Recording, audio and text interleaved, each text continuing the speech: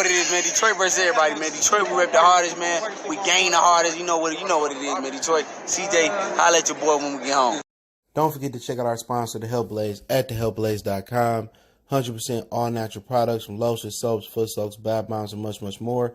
Use the promo code Goodfella1Boxing. Tell them your boy CJ Goodfella sent you. Get 18% off. We out. All right, man. We back. Goodfella Sports TV. Hit that subscribe button, bell icon button, share the video. Keith Thurman says that, in the response to Shawn Porter, saying that he don't think Keith want that smoke in a rematch. Keith said basically he more interested than Shawn believes he is in a rematch. So let's talk about what he said, but you already know how it is. I got to have some incentive to rematch Shawn. What do I get for rematching Shawn Porter? I beat him once. What do I get for beating him twice? It has to be some type of title or title eliminator, for me to fight Shawn Porter. You know what I'm saying? So, cold word, he want an instant shot at the winner of Danny and Errol Spence for fighting Shawn. That's what it's called for. All right? He wanted to fight Shawn for something more than money, something more than glory. Now, if he lost to Shawn, then maybe, he'd be open to taking a rematch for no title on the line. But like I said, in boxing, you don't get those good contender fights no more. That's why they came up with these regular and super and all these interim bout fights or title fights. That's why they came up with it. Because these dudes are conditioned that every fight they step into, if they had a world title and lost it or moved up, it has to be for a world title. So that's why you got so many world titles, because, these dudes don't believe in good contender fights no more. You know what I'm saying? They don't never want to take a step back as far as money. Who does? And as far as status, being a co-main event or whatever it may be. So you see this as a WBC, Black Lives Matter belt. You know what I'm saying? They might make it for a Black Lives Matter belt or something like that. But, he came off of surgery. Was it his elbow this time? His hand? I think it was his hand or whatever it was. So, it makes me no difference. I mean, I think that's a really solid fight to put on with no audience or with 50% audience, what they do in Texas. So, I think they could fit 50,000 people in Jerry World. You know what I'm saying? To see a fight. But they got to make it a title eliminator, and Earl already got it mandatory. You know what I'm saying? Earl saying he won his next. Earl said he won his next 3 fights to be Danny, Pacquiao, Crawford. But do you forget that you do have an IBF mandatory fight that has to be fulfilled? His last mandatory was versus Ocampo. Derevchenko and Qdoba, top-ranked PBC fight. I don't know when it's going to be rescheduled for.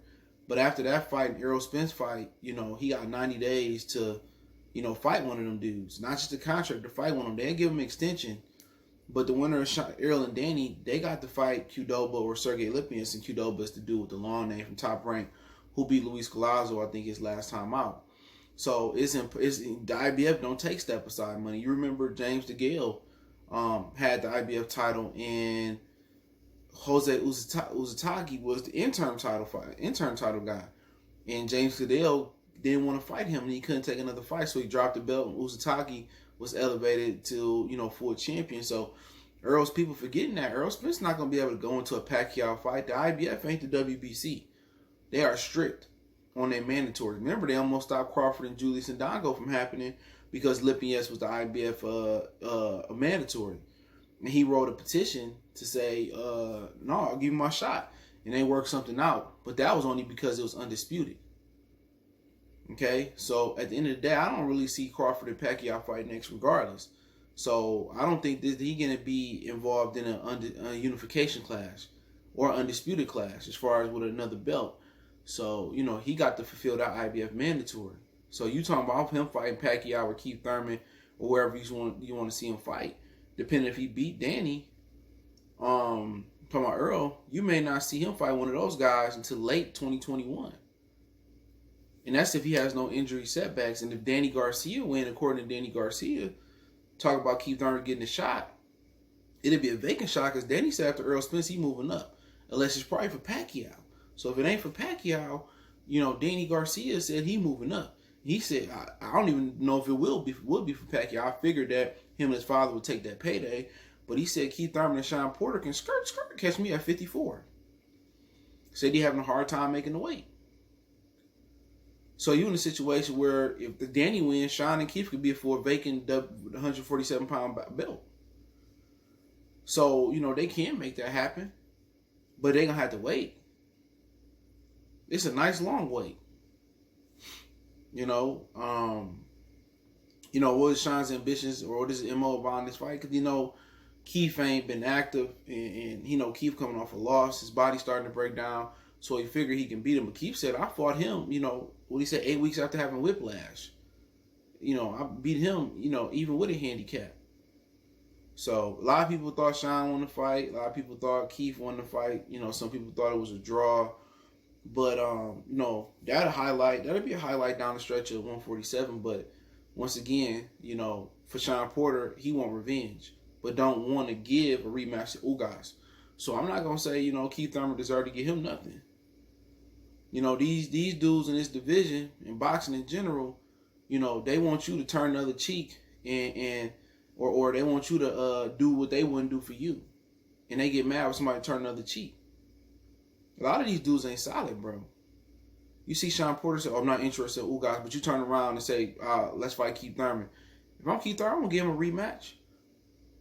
Because PBC biggest fight in the welterweight division, if Pacquiao in there, is me versus Errol Spence still. I can fight. I can go beat up on John Molina, or I can go, beat up on somebody else, and then I can just fall into an Errol Spence fight. I can just take a couple, tune-ups to get my body right. Get a couple highlight reel knockouts if I can, and everybody be saying, let's see one time versus Errol Spence. Straight up and down. I mean, come on, man. I wouldn't give Shawn Porter no opportunity.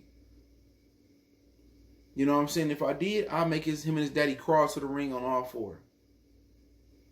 Nope, you can't walk to the ring, crawl. I had so many stipulations. I had so many stipulations on them, dog. I want a 90-10 split. Hell yeah. Keep that right? What do I need you for? I beat you. What have you done since you beat me? You got a title. You lost the title. You know what I'm saying? Come on, what do you got? Nothing.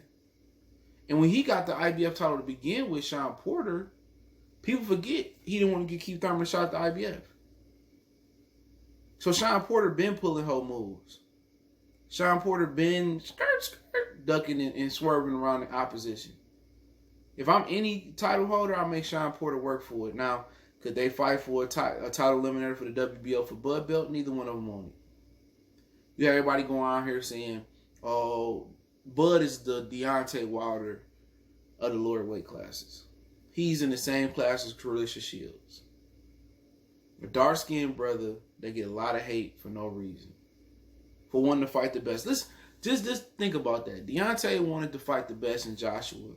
A lot of these dudes made every excuse why he didn't deserve it. Everybody became mathematicians. Everybody became accountants. Everybody became promoters. On both sides, people that's pro-Wilder, people that's con-Wilder. Cecilia Brock is able to, get a pass for not fighting Clarissa Shields. Now, what if the shoe was on the other foot? Cecilia Brock was moving down in weight, right?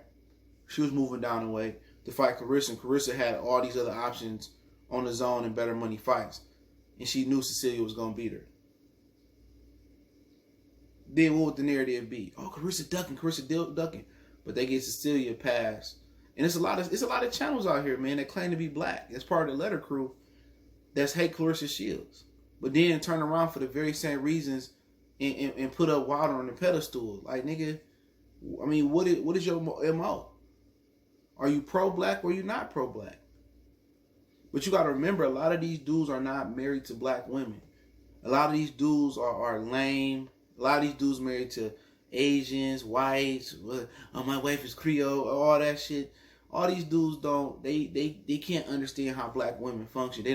Black women are not attracted to them. You feel what I'm saying? So a lot of these dudes look at Clarissa Shields as a threat. They think about how they mother, how they experience with women out there, and how, they don't even like their mother because you can't even date women of color. You know what I'm saying? Dark-skinned women. So, like I said before, A lot of people don't like Carisha because they're intimidated by strong black women. And I'm not talking about the other. I'm talking about the brothers. And you can see the disconnect there between them and Wilder. How many people made videos when Wilder said that she's just a female version of me? They couldn't. But they'll sit here and cap for Cia Brockers. But they get mad. They get mad for other brothers that cap for AJ. But they capping for the other against Carissa. I'm telling you, bro, it got something to do with the complexion. I'm telling you that. It got a lot to do with it. You know? And they would never knock on that door to fight Crawford. Keith Thurman been called. Shawn been called. I don't care what his daddy say. He been called. Danny was called. Remember y'all called me a liar for saying Danny got called. I was a liar. And Danny ended up admitting it. Like I said, I told y'all the other day that Derevchenko and Canelo at 68 was all cap. How many motherfuckers give my credit? His manager came out and said we never received the offer. I got that this morning.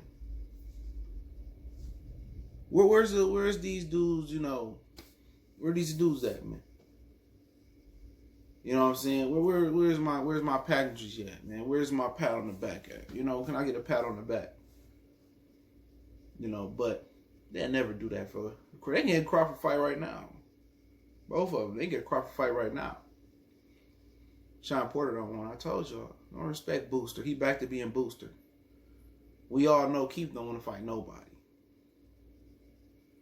Keith willing to fight Errol Spence right now because he got in a car accident. No, nothing more, nothing less. You know, but like I said before, I won't mind seeing that fight during these times. I think Keith still be victorious. I think. You know, Shawn is just, you know, always coming up short. Literally and figuratively. So we'll see, man. But Keith Thurman is still acting like he got belts. Keith Thurman still acting like he got leverage. Now, he also gonna have leverage over Shawn. But, you know, people say, who else would he fight if he don't fight Shawn? Probably a tune-up. Because Lippy executed over, they tied up. He don't want to fight Shawn. Danny tied up with Earl. Pacquiao gonna be tied up with maybe Mikey. I'm gonna say I don't believe Crawford fight gonna happen. Kell Brook gonna be tied up. He'll come down and probably fight Bud. Bud is an option. He has dropped Kell Brook to fight Keith right now. We already know Keith Thurman don't want that fight. Josh Kelly ain't on that level. Biz Ortiz ain't on that level. Could they do AB versus Keith Thurman? Possibly so. You know, you're looking at Jose De Lopez want a rematch. I don't know if he would do that. I don't think it's worthy of the rematch. John Molina, I don't even know if he's going to stay, you know, in tune. Maybe the WBO title guy. Maybe that's something they'll look at. But other than that, he don't have too many options. You know, obviously when you're coming off an injury, naturally you want to tune up to see how your body working. So, but the thing about this situation is a lot of these dudes live fight check to fight check. And what you got to understand, when they say they make $5 million, they ain't $5 million. You got 10 or 15% coming out from Al. Then they might have another personal manager that take 10%. Then you got to pay the cut man his percentage, the coach his percentage. Then you worry about 20% of the taxes at least coming out. So a lot of these dudes that say they getting it, they not getting it. Because they don't have no other form of revenue coming in. You know what I'm saying? None of these dudes really got endorsements coming in. You know, Al Hammond was smart. He would make an avenue for these dudes to have endorsements. He would come out with a Premier Boxing Champion line of trunks or shoes or what the fuck ever. He would team up with Gatorade. He'd team up with Powerade. He'd team up with Under Armour. You know, he'd team up with Apple. You know what I'm saying? You know, he'd team up with somebody else so his fighters could have another line of revenue coming in or income coming in. And he can lower the purses and they just get money from somewhere else.